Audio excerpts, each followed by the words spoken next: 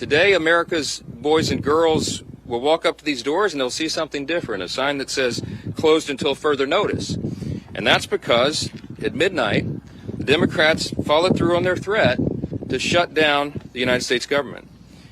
As we speak here this morning, there are hundreds of thousands of federal workers who are getting their furlough notices. Nearly half of our civilian workforce is being sent home. These are hardworking Americans who work for our federal government. Our troops and our Border Patrol agents will have to go to work, but they'll be working without pay. Food assistance, veterans benefits, and vital support for women and children are all coming to a halt. Now, thankfully, President Trump is trying to mitigate the damage as much as possible.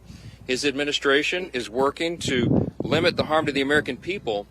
But the longer this goes on, the more pain will be inflicted because it is inevitable when the government shuts down.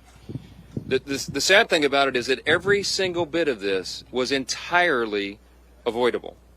Democrats could have worked with us in a bipartisan manner to avert this unnecessary and very harmful shutdown. But instead, they did something that is rather shocking to us. They prioritized taxpayer-funded benefits for illegal aliens over keeping the government open for American citizens. They themselves position that as a binary choice, and it's patently absurd. Listen to what the Democrats are demanding.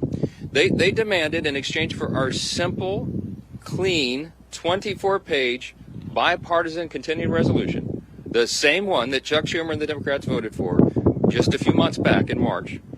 In exchange for that, they rejected it, and they demanded something else. They wanted us to add over $1.5 trillion in new federal spending, paid for, of course, by hardworking American taxpayers, simply for funding the government at current Biden level spending levels. We are not going to do that. We can't do that. We won't do it.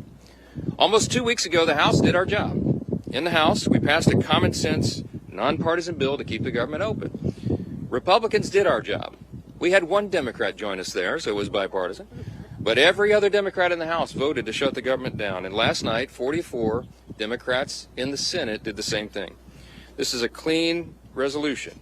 It would simply buy Congress a few more weeks, 7 weeks, to finish the job. Why do we need that time? So that appropriators in both parties can finish their work. They've been restoring regular order. They've passed 12 separate bills out of committee in the House, and the Senate has done its work as well. 3 bills of the 12 passed in each chamber. They don't line up exactly, so there's a conference committee constituted, the first time in years that that's happened. We just need more time because we ran out of clock at the end of the fiscal year, September 30. This is very important to note. The Democrats themselves have voted to pass a clean bipartisan CR just like this 13 times in the last few years. During the 4 years of the Biden administration, 13 times this happened.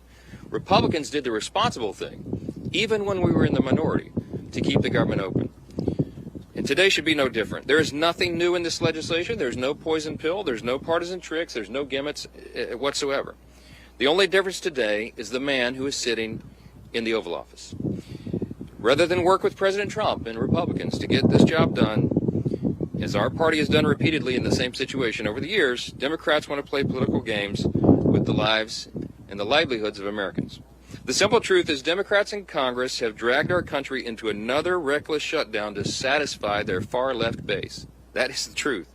Whether or not the government remains open or reopens is entirely up to them. There's still time for Democrats to pass this clean bipartisan bill that's sitting before them, and we encourage our Democrat colleagues to do that. I certainly pray they'll come to their senses soon and do the right and responsible thing. The reason they will have one more opportunity today is because of the sound leadership that is being provided in the U.S. Senate by our colleagues who are standing here with us. This is a joint press conference, as you know, between the leadership, Republican leadership in the House and the Senate. And I'm delighted to yield to my good friend and an extraordinary leader in the Senate, Leader John Thune. All right. Well, thank you, Mr. Speaker, and our House colleagues for doing the work. You sent us a clean, continuing resolution. Unfortunately, we are here this morning in a government shutdown that the Democrats wanted. Chuck Schumer, at the behest of a bunch of liberal, far-left activist groups, has walked his Democrat colleagues into a boxed canyon. There's no way out, folks. There's no way out. This could have been avoided. It's totally unavoidable. And everybody's now asking the question, how does this end?